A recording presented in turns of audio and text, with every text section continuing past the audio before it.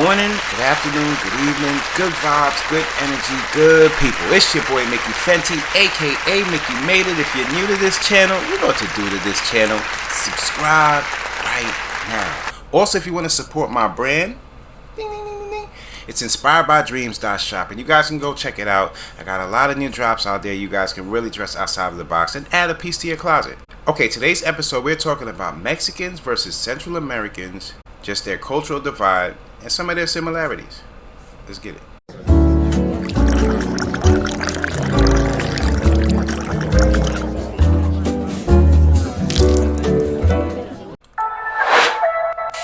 Mickey made it. Mickey made it. What you made, Mickey?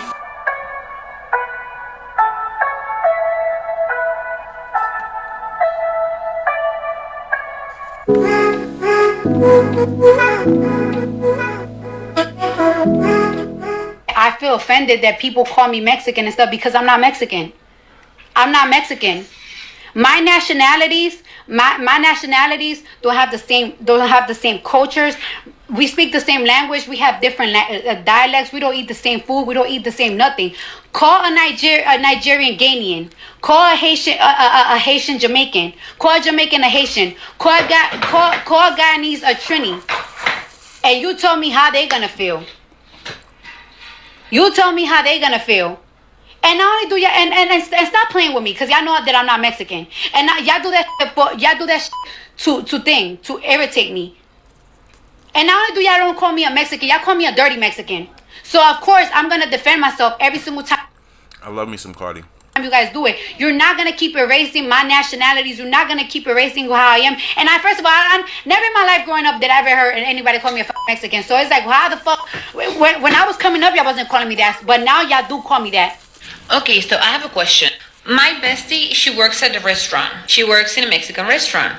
And she tells me how there is a lot of Americans, a lot of gringos, who show clear signs that they don't like Hispanics. Now, my question is, ¿pero qué narices está pasando? Can someone make it make sense for me, please? Because last time I checked, if I don't like someone, I don't go to their house and eat their food. But why would you go to a specific restaurant with those specific type of people that you don't like, you clearly don't like, and eat their food?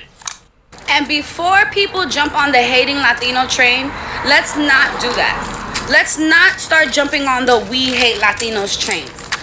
Because we understand, right, that a lot of people in the Latino community, myself included, have already checked all the people in our community that have, and we've already said that a lot of people in our community are racist, colorist. We've already addressed it. So we know, we live with it. Latinas with curly hair and dark skin have already sat there and addressed the fact that a lot of Latino households are dripped in motherfucking colorism and racism. So let's already get that through our heads that it's not all of us, right? And try to pump the brakes on the Latino hate train for a second. I think this is a very interesting topic, and I think it's also very layered because people's experiences differ, right? And what I want to go ahead and share is my experience going based off this comment, right? We can't win, bro. We go to Mexico and are told we are not real Mexicans because we are born in the USA. Now, I do want to highlight that out of every time I've been to Mexico and I've had conversations with people, they always ask, ¿de dónde eres? And I was like, oh, like, soy de los Estados Unidos, pero mis padres son de Colima. And they're like, oh, qué bueno que andes aquí en Mexico. Or, oh, pues tú eres mexicano, tus padres son de Mexico. Right? I have never had a negative interaction with somebody in Mexico wanting to invalidate me being Mexican or not being Mexican. And the only time I've heard that, like, oh, well, you're not Mexican because you're not born in Mexico, has been by a few Mexican immigrants who were naturalized U.S. citizens, right? And their argument is like, oh, well, you're not Mexican because you weren't born in Mexico. And I think it's because everyone has a different understanding of what it is to be Mexican. And I have my Mexican nationality. Both my parents are Mexican.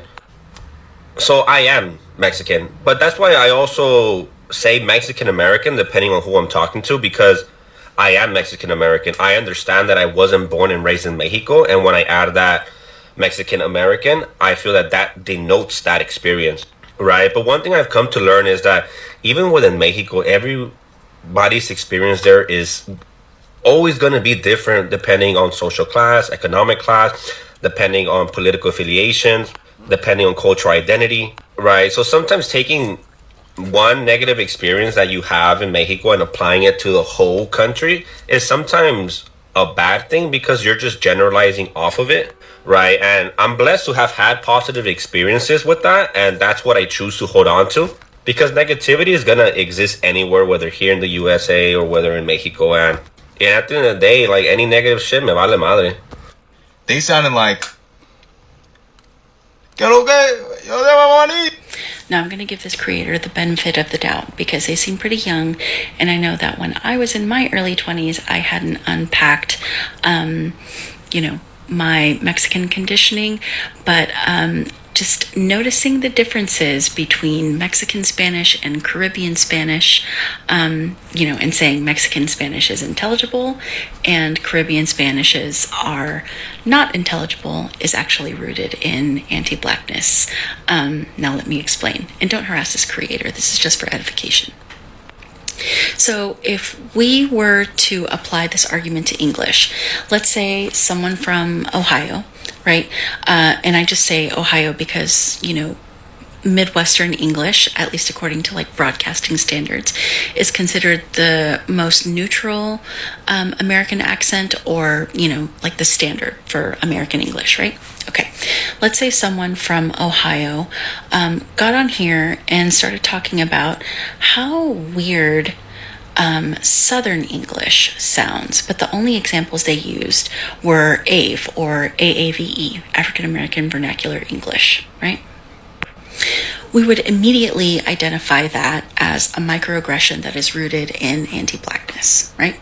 But in Latin America, comparing Spanishes is sort of like, it's sort of something that people do.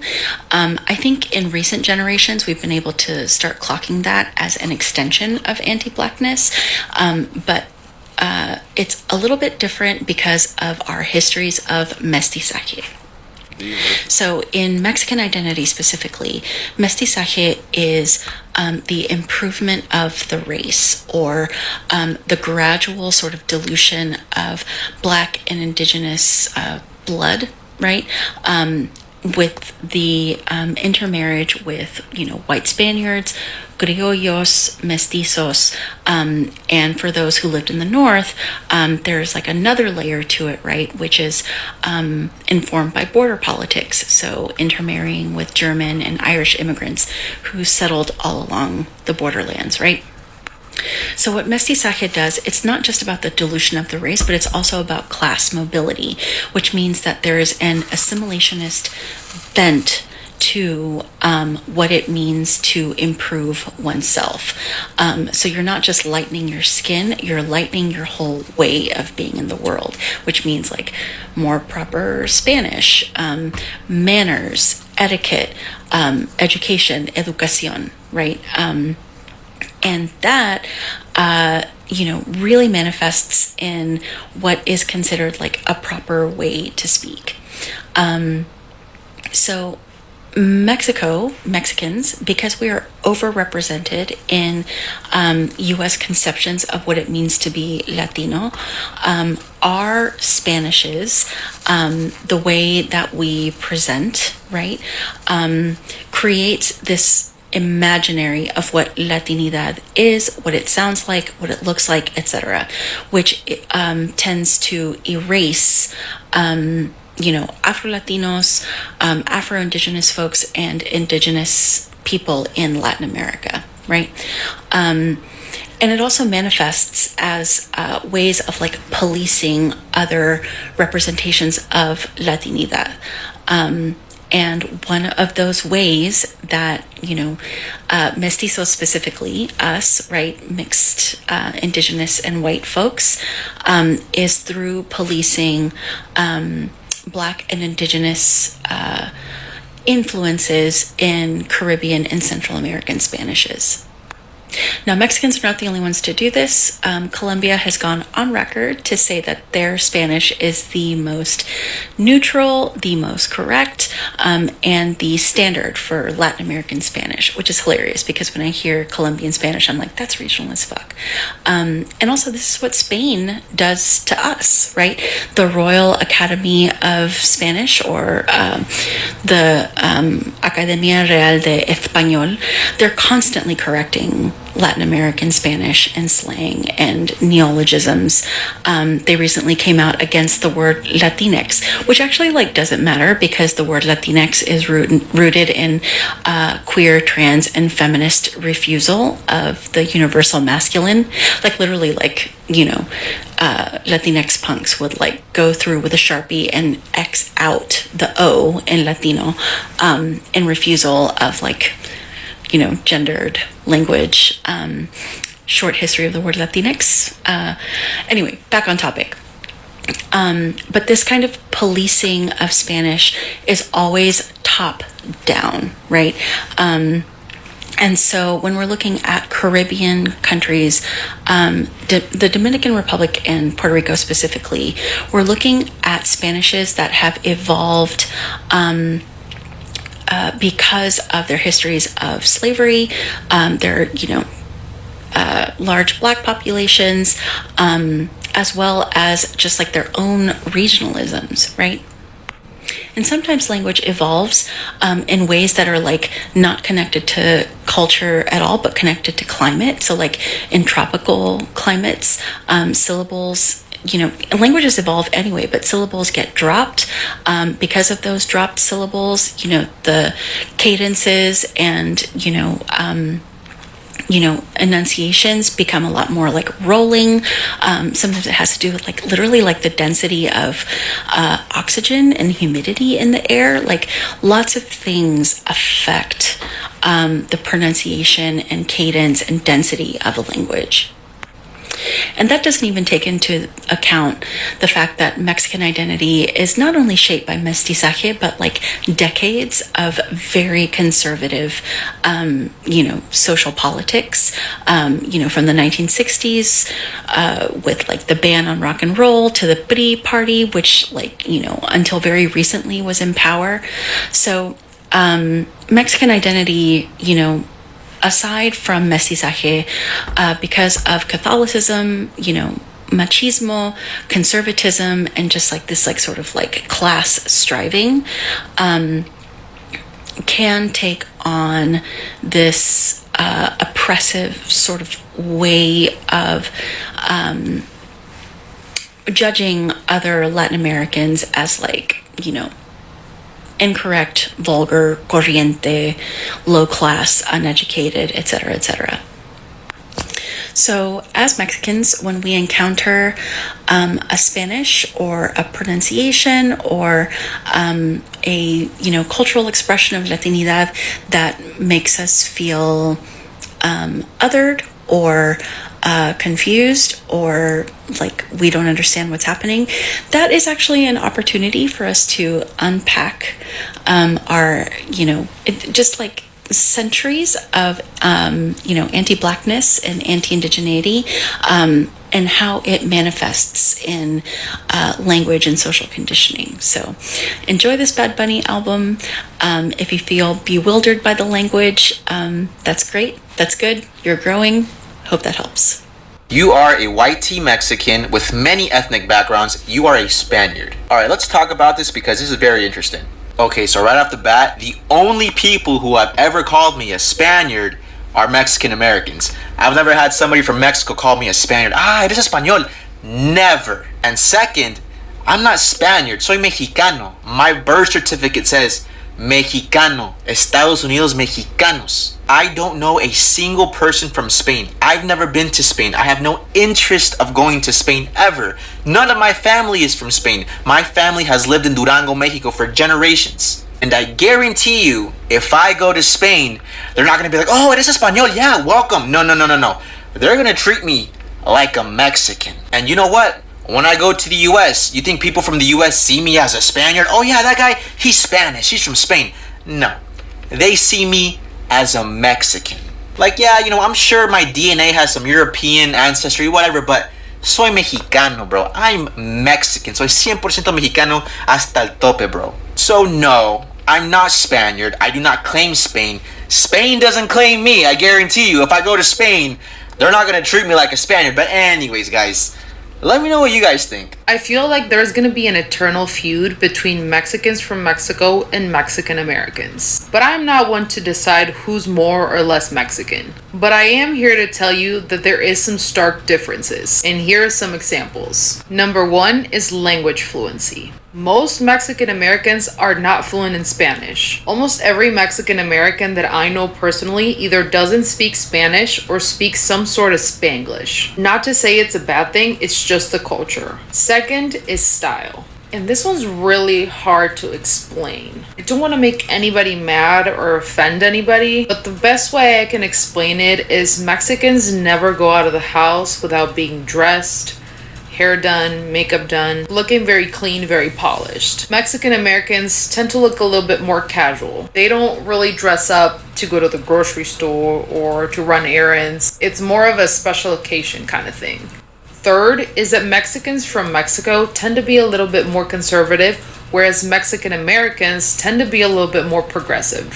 Fourth is that I feel like Mexican Americans always tend to feel the need to overcompensate. Like if they don't listen to Mexican music all the time, they're not Mexican enough. Or if they don't dress up in boots and hats, then they're not Mexican enough. Even amongst each other, Mexican Americans are always trying to prove that they're Mexican enough. Fifth is that Mexican Americans in their majority have very strong Latin features, like the brown skin, the dark hair. Whereas Mexico, it's kind of a hodgepodge. There is a people that look like what you expect a Mexican to look like, and then there's Mexicans that look Asian and Mexicans that look white. But I rarely run into Mexican Americans in the US that don't have the stereotypical Latin features. Again, I want to clarify, there is no hate in this video. I'm not saying one is more Mexican than the other. These are just observations that I've made from both of these cultures. And I would love to know if there's any observations that you've made. Americans always say to me, if USA is so bad, then why is everybody trying to get into the US? What Americans do not understand is that the only people trying to get into the US are impoverished and displaced people. You will not see a middle-class Chinese or a middle-class Mexican or a middle-class Brazilian trying to get into the US. There's no need. The US only has 4% of the world's population.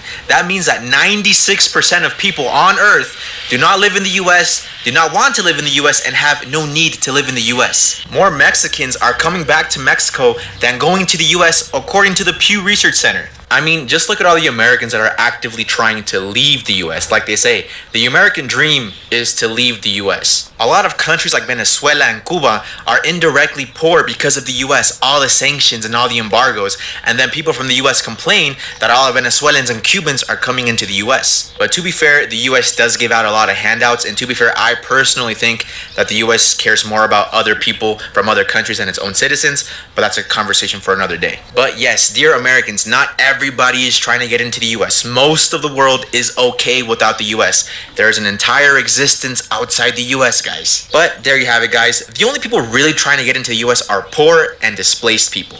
So these pictures are making their way through Mexican TikTok. Now everyone is making a comparison between a lighter shade of Mexican and a darker shade of Mexican, pointing out the reality that some of us look more indigenous than others based on the facial features and darker skin. And it's turning a little bit negative because people are making it sound like one is better than the other, like one is more Mexican than the other. But I disagree with this. I feel like no matter how indigenous you are or how much you might be mixed with European roots, we're still all one and the same. And this whole north-south Mexican doesn't really make sense because all throughout Mexico there's a plethora of different shades of skin, high eye color. And I believe that even if you have just a little bit of indigenous blood, you're absolutely Mexican, no matter what you look like. And I don't like these type of arguments in the first place. We're all the same. As you can see, I'm pretty indigenous. I don't really have a lot of facial hair, but it doesn't matter. We're all the same. Okay, what I could say is never let any stereotypical thinkers stop you from having a better understanding of someone else's culture, or even falling in love with somebody from another culture. Never let those stereotypes, blind you from what it really is. It's all about communication, living and understanding, and just the more you understand, you start realizing that the similarities, they're all over the place. You guys let me know down below what you think about this. If you had dealt with any of these issues of just being Mexican, or do you have friends that's Mexican and dealt with any of this? In all of these different culture videos I release for you guys, there's a lot of going back and forth that are very familiar, and if we see them in a hole, and we'll start realizing that we gotta do better. Till next time, it's your boy Mickey Fenty, aka Mickey Made It. If you're new to this channel, you know what to do to this channel. Subscribe,